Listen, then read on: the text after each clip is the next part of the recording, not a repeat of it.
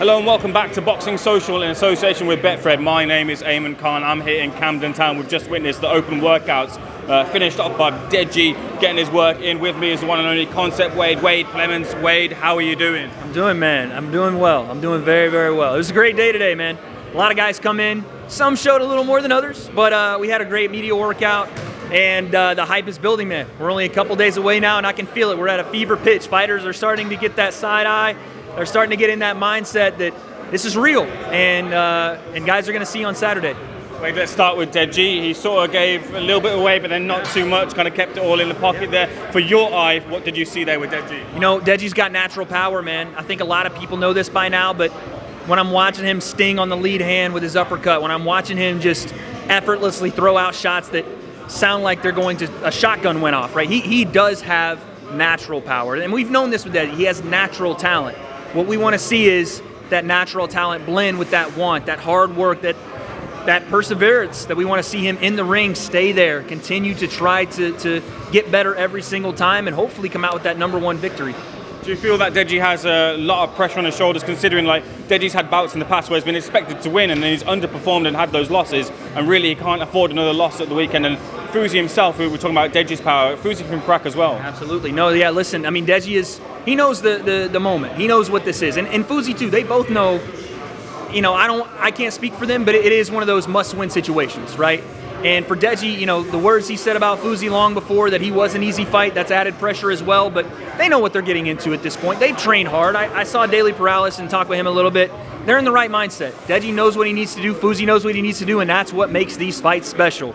This is the big one, and it's like 4 of them are the big one, leading into that main event. It's just an event with 5 fights that could technically be main events on their own card.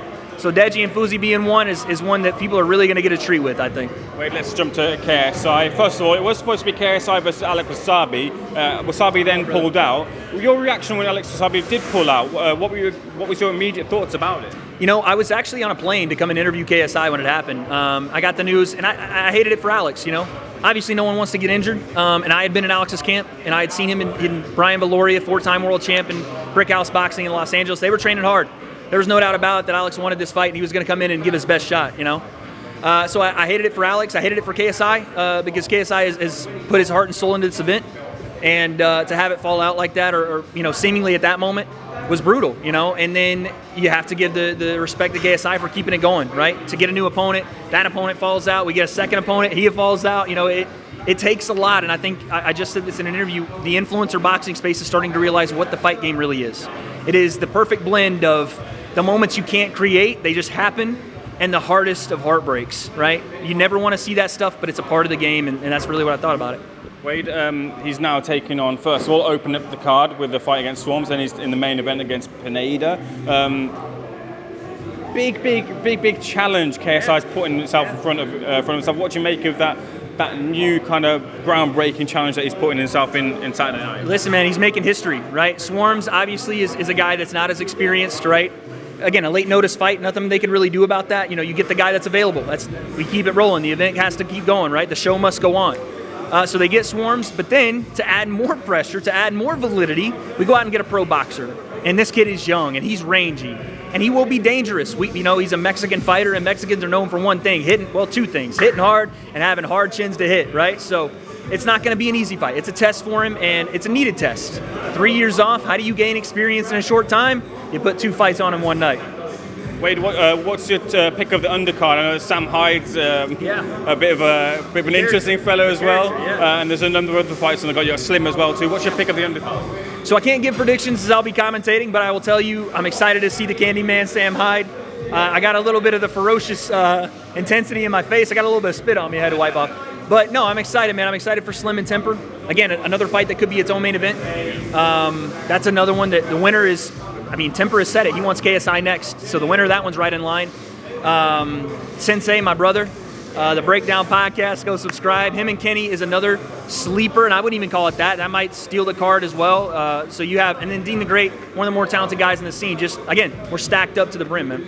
Can I get your thoughts on a couple of other things? First of all, KSI and Jake Paul, do you think that will ever happen? Yeah. I was one of the guys that was a naysayer for a long time just because of we didn't know if KSI was ever coming back. And here he is, again, 2 fights in one night. the activity level, he's been telling me he wants to stay active, just like he's been telling everyone else. So I think 2023, later on in the year, I think we see it. Another interesting personality potentially entering into the mix, that being Andrew Cobra Tate. Do you think we'll see him in the ring? Yeah, I don't know, man. It's tough with Tate because there's a lot going on with him. He's a very, very controversial guy. If it makes dollars, it makes sense, especially for Jake Paul's camp. You know, they're going to go out and get guys that they want to see fight Jake and that the people want to see Jake fight.